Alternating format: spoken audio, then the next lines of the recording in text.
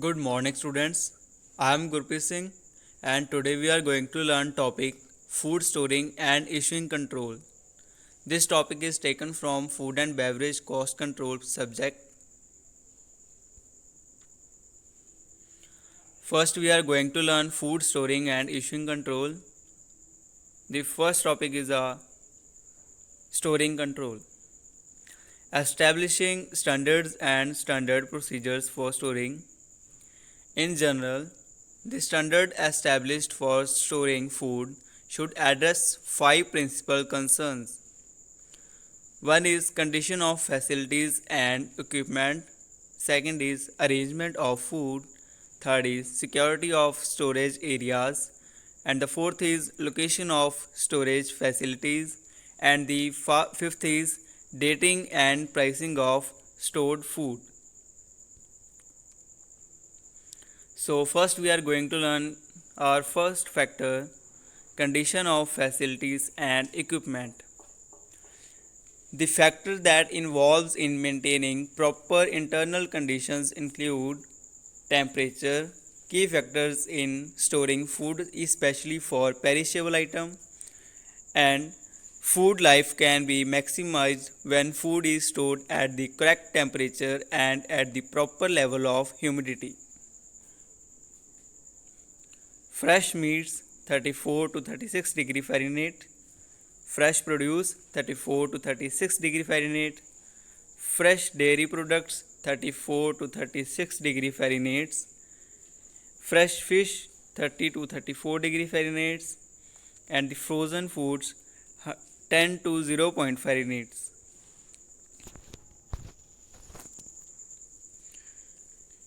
Storage container, appropriate container especially for staple food, fresh food and cooked or processed food.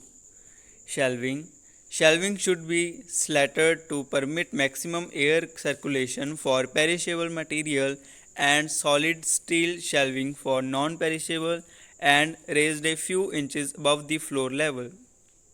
And the last is cleanliness, absolute cleanliness. And the factor 2 is arrangement of food. Factors involved in maintaining appropriate internal arrangement of food include keeping the most used item readily available,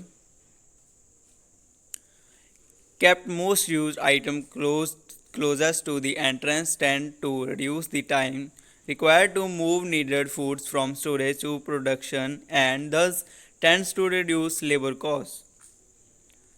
And the second is fixing definite location.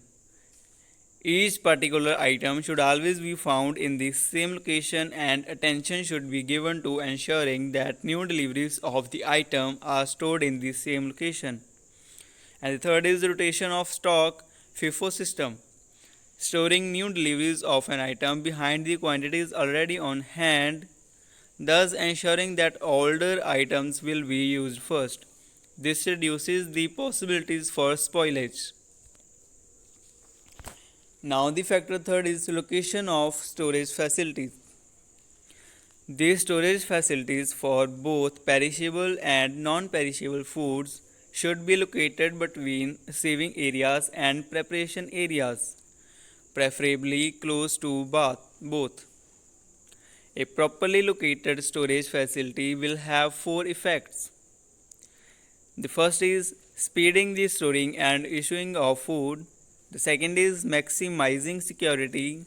And the third is reducing labor requirements. And the fourth is minimizing infestation of rodents and other unwanted creatures. Now the factor fourth is security. Food should never be stored in a manner that permits pilferage. That is another reason for moving foods from the receiving area to storage as quickly as possible. Employees should not be permitted to remove items at will. Typically, a storeroom is kept open at specified times for specified periods well known to the staff and is otherwise closed to enable the storeroom clerk to attend to other duties. When the storeroom is closed, it should be locked and the single key should be in the storeroom clerk's possession. In such cases, one additional emergency backup key is usually kept by the manager or in the office safe. And the last factor is fifth, dating and pricing. It is desirable to date items as they are put away on shelves so that the storeroom clerk can be certain of the age of all items and make provisions for their use before they can spoil. All items should be priced as goods are put away, with the cost of each package clearly marked on the package. Following this procedure will greatly simplify issuing because the storeroom clerk will be able to price requisitions with little difficulty. And now the our second topic is food issuing control. Establishing standards and standard procedures for issuing.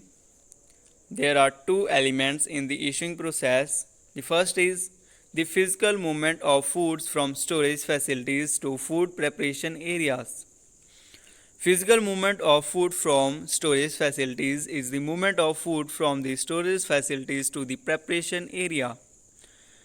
Practices for doing this varies from one establishment to other establishment due to the management policies and procedures and priority.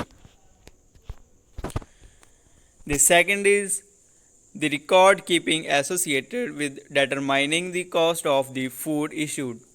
Direct are charged to food cost as they are received directly on the assumption that these perishable items have been purchased for immediate use.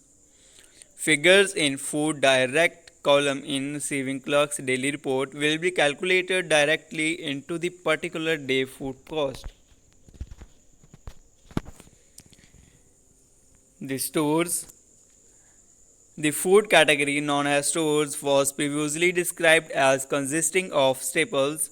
When purchased, these foods are considered part of inventory until issued for use and are not included in cost figures until they are issued. Therefore, it follows that records of issues must be kept in order to determine the cost of stores. For control purposes, a system must be established to ensure that no stores are issued unless kitchen personnel submit lists of the items and quantities needed.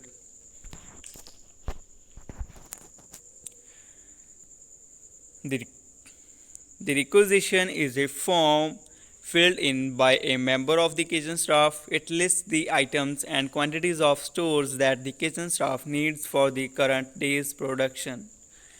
Each requisition should be reviewed by the chef, who should check to see that all required items are listed and that the quantity listed for each is accurate. If the list of items and quantities is correct, the chef signs and thus approves the requisition. In the requisition form, you can see here is the first column mentioned date and the department is main kitchen. In the first column you see the quantity of food and the other column the items, and in the next column the unit cost per item and in the total cost of all quantity. And in the last you can see the food department charge and requested by the personnel is that chef or any person of kitchen department. Food and beverage transfer. F&B transfer means the transfer of item intended for a section to another section that requires it. Intra-unit transfer are food and beverage transfers between departments of a food and beverage operation. They include transfers of food and liquor between the kitchen and bar and between kitchen and kitchen in those larger operations that have multiple feeding facilities. Between bar and kitchen, many kitchens use beverage items such as wine, cordials, brandy, and even ale to produce sauces, parfaits, certain baked items, and rare bits. Occasionally, these beverages are purchased by the food department for use in the kitchen, kept in a storeroom until needed, and then issued on requisitions directly to the kitchen. Inter-unit transfer are transfers of food and beverage between units in a chain. The two examples that follow illustrate inter-unit transfers and the effect of such transfers on food costs. In some instances, small chains produce some items, for example baked goods, in only one unit and then distribute those items to other units in the chain. If the ingredients for the baked goods come from that particular unit's regular supplies, then some record must be made of the cost of the ingredients used. And now you can see the performa of inter-unit transfers. In the first column you can see the date, the kitchen, the transfer unit, and from transfer unit. The items are mentioned and the storage unit mentioned and the number of storage units mentioned in the form, and the per cost on unit are mentioned in column, and the total cost are mentioned in the last of the column.